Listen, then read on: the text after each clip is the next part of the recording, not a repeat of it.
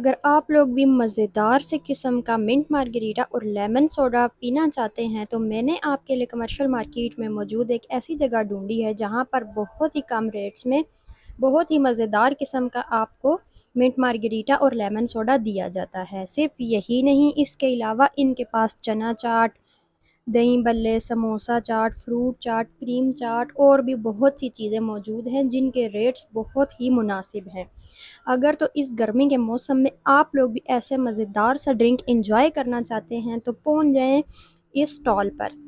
इसका नाम मैं आपको आखिर में बताऊंगी। और अगर रेट्स की बात करें तो सिर्फ़ और सिर्फ 100 रुपये में आपको मिलेगा लेमन सोडा का गिलास और 150 रुपये में आपको मिलेगा मिंट मार्गरीटा का गिलास। और यकीन माने टेस्ट में इन दोनों को 10 आउट ऑफ 10 ही रिकमेंड करूँगी, ये बहुत मज़े का था।